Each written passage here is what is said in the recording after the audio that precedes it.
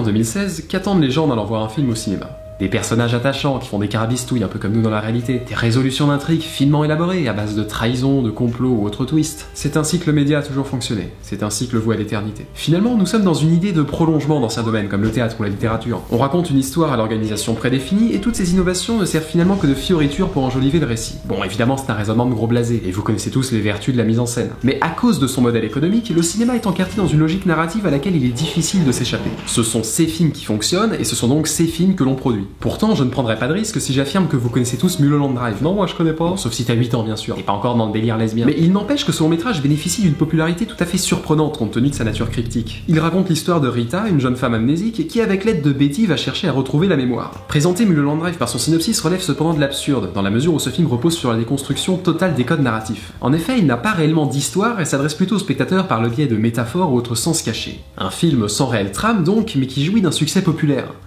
Comment a-t-il pu en arriver là? Et quelle étiquette mainstream pouvait permettre à un tel projet d'obtenir un budget de 15 millions de dollars et d'aboutir à une œuvre aussi appréciée du grand public? Cette étiquette, messieurs, ne cherchez plus, c'est son réalisateur David Lynch. Bon, ok, c'était facile, j'ai pas dit que c'était une devinette de ouf. David Lynch, pour quiconque ne s'intéresse pas plus que ça au cinéma, est principalement connu grâce à 3 œuvres: Elephant Man, Twin Peaks et Mulholland Drive. La première, comparativement aux 2 autres, est un long métrage académique racontant l'histoire vraie et donc réaliste de Joseph Merrick, homme souffrant de difformité et qui peinera à s'intégrer dans cette société paradoxalement moins humaine que lui. Oui, je sais, je décris très bien la misère sociale, c'est mon côté chroniqueur Télérama. La deuxième est une série centrée sur la résolution d'une enquête policière, mais dont la dimension fantastique se dévoilant au fur et à mesure des épisodes reflète déjà plus fidèlement l'univers du réalisateur. La troisième, en revanche, s'élève au-delà de tout registre fantastique ou réaliste. Mulholland Drive n'est ni l'un ni l'autre. S'il fallait à tout prix le classer, je dirais qu'il s'agit d'un film introspectif, évoluant en grande partie dans la tête du protagoniste et plus précisément dans son subconscient. Sachez malgré tout que David n'en était pas à son premier coup d'essai. Dans le même concept, il était déjà à l'origine d'Eraserhead en 1977, puis de Lost Highway 20 ans plus tard. Aujourd'hui, c'est principalement cette catégorie de films de la carrière de Lynch qui va nous intéresser, ou tout du moins cet aspect, car il est présent à différents degrés dans chacune de ses œuvres. En effet, malgré les nuances de registre et cette frontière pas toujours facile à distinguer entre fantasme et réalité, ces films sont tous marqués de cette empreinte, cette ambiance, que nous analyserons plus en détail juste après. Tout d'abord, résumons la recette de ces fameux films introspectivo-métaphoriques qui disent fuck à la narration.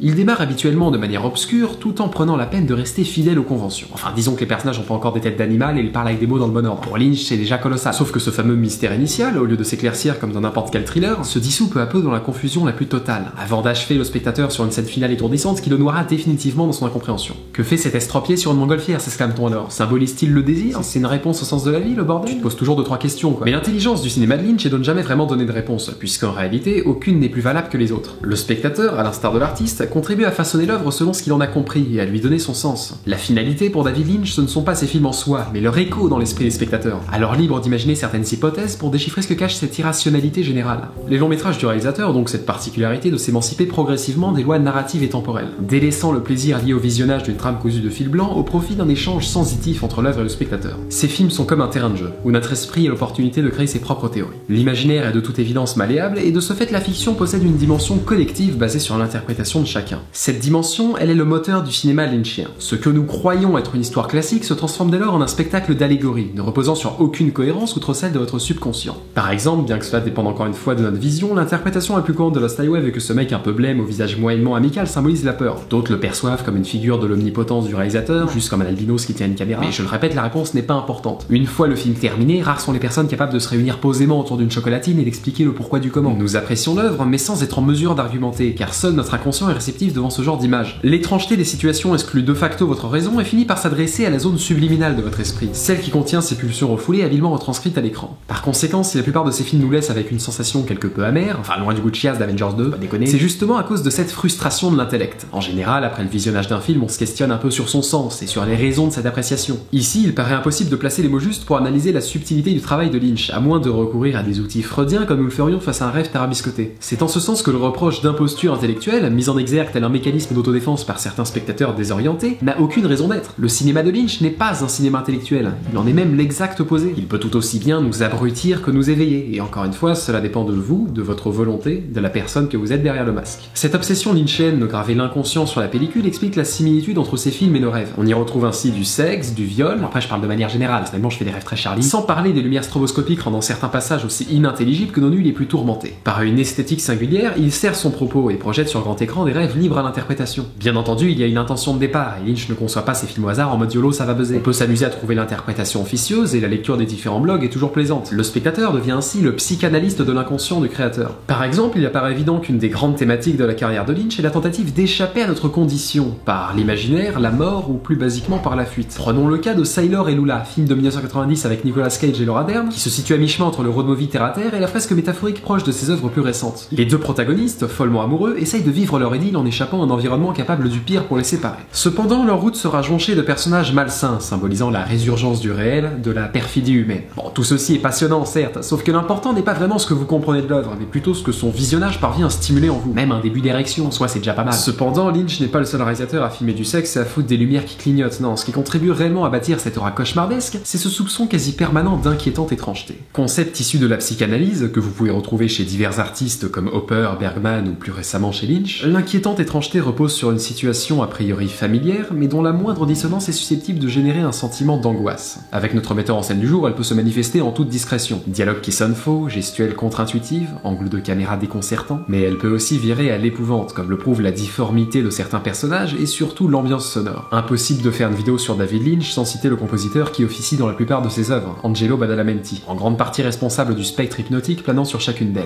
Leur collaboration forme une symbiose tout à fait remarquable et il est rare d'observer une si belle entente entre le son et l'image. C'est donc grâce à tous ces procédés que Lynch parvient à créer la peur. Le moindre dialogue au demeurant rassurant peut se révéler vecteur d'angoisse, d'une façon ou d'une autre. C'est d'ailleurs ce qui rend une partie de sa filmographie aussi troublante. L'impossibilité, relative selon l'œuvre, de s'identifier à 100%, tout du moins pour notre conscience. Dans Eraserhead par exemple, chaque personnage possède cette pointe d'anormalité qui le rend terrifiant, qui nous oblige à prendre de la distance. Plus généralement, l'inquiétante étrangeté tire son efficacité du mystère qu'elle dissimule. Partie visible de l'iceberg, elle dévoile peu et distille des indices complexes à appréhender. De ce sentiment d'incompréhension émerge la peur et les fantasmes inhérents à nos incertitudes finissent par l'alimenter. C'est la démarche de Twin Peaks d'ailleurs. Pour une telle série pas mal basée sur le frisson, la majorité des metteurs en scène auraient voulu installer une ambiance pesante, en créant un village lugubre aux 10 000 nuances de gris et des personnages avec des gueules à la François Fillon, le délire bien glauque. Mais la subtilité, c'est d'avoir fait tout l'inverse. L'atmosphère chaleureuse de la ville provoque un tel réconfort qu'elle en devient suspecte, et le moindre travers nous saute aux yeux. Un meurtre a quand même été commis récemment, par conséquent nous devinons que derrière cette façade apaisante se cachent des secrets d'une monstruosité innommable. Et sans vous spoiler la série, les divers dénouements donneront raison à cette idée de faux semblant. En revanche, je précise qu'on ne parle pas d'une simple peur basée sur la suggestion. Là où Lynch se distingue du mal invisible déjà exploité par des metteurs en scène comme Ridley Scott ou Carpenter, c'est en dissimulant la peur dans ce qu'il y a de plus rassurant. Afin d'expliciter mon propos jusque-là confus, je vais vous présenter une petite séquence de Mulholland Drive, totalement indépendante du reste du film et qui résume assez bien ce que j'essaye de dire. Pour commencer, deux hommes discutent dans un restaurant. Le premier explique à son interlocuteur qu'il l'a fait venir ici en raison d'un rêve, qui se déroulait exactement dans cet endroit avec lui. Dans ce rêve, les deux compères étaient terrorisés, à cause d'un mystérieux individu caché derrière le bâtiment, mais qu'ils pouvaient voir quand même. Vous savez, dans les rêves, c'est toujours un peu n'importe quoi. Mais si j'ai choisi d'analyser cette scène, c'est parce que l'inquiétante étrangeté y est plus que jamais présente. Déjà, le sujet abordé est étrange, et la manière dont ils en parlent l'est encore plus. C'est cependant le travail sur la forme qui, de prime abord, interpelle. L'acteur Patrick Fischler, au physique déjà inquiétant, laisse transparaître quelques tics nerveux. La caméra flotte en permanence, et surtout les bruitages deviennent peu à peu imperceptibles, étouffés par un bruit sourd auquel vient se superposer une composition extrêmement discrète de Badalamenti. À cet instant, l'ambiance frôle la perfection. Comble du malaise, les deux personnages décident d'aller examiner derrière le bâtiment, pour annuler tout soupçon et évacuer l'angoisse. Et après quelques minutes de suspense, c'est l'effroi.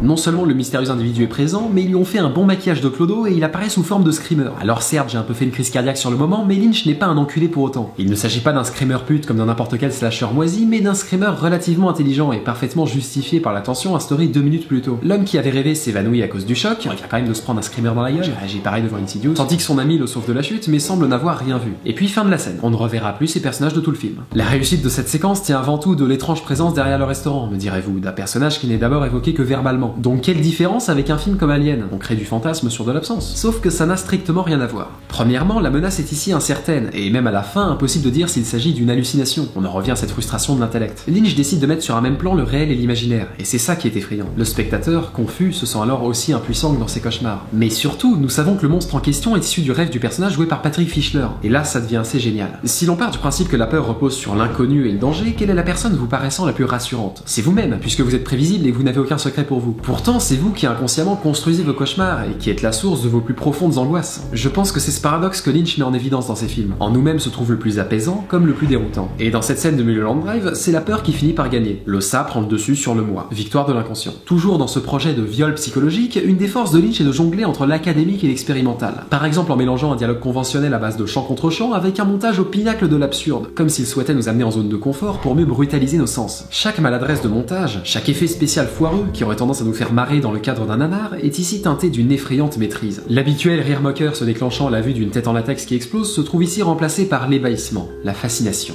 C'est en ça que j'apprécie beaucoup les films de David Lynch. J'y ressens une profonde volonté de briser la monotonie du cinéma traditionnel, des timings prédéfinis et des intrigues convenues. Dans ses longs métrages, chaque seconde est surprenante. Il est conscient de s'adresser à un large public, mais n'hésite pas à faire preuve d'audace. D'une curieuse synchronisation sonore jusqu'à l'utilisation d'images subliminales, tout ceci contribue à cette ambiance d'inquiétante étrangeté qui fait le sel de son art. Voilà comment reconnaître les grands créateurs. Ils ont su tirer parti du média de façon novatrice. Une œuvre comme Metal Gear n'est pas concevable sans les attributs propres aux jeux vidéo, et de la même manière, Eraserhead perdrait toute raison d'exister sans le cinéma, sans le montage, le jeu de lumière, la mise en scène. Essayez d'imaginer un film de Lynch en roman et ça vous paraîtra juste complètement con. De même pour le théâtre, dont les limites spatio-temporelles contrarieraient fortement une tentative d'adaptation. La prouesse de Lynch est d'avoir fait usage d'une caméra pour aller au-delà de la transposition des mots en images, et de s'en être justement servi pour illustrer le non-dit. Il faut d'ailleurs savoir, petit fun fact, que l'homme était peintre-photographe avant de choisir la voie du cinéma, repoussant comme à son habitude les limites de l'expérimentation. Or, quand vient le moment de décrire ses œuvres, ses explications restent très évasives, alors qu'il pourrait inventer des interprétations bidons à chaque fois, genre oui, ça c'est moi quand j'ai rencontré Jésus, mais non, nul besoin, car selon lui, rien n'atteint la puissance évocatrice du visuel.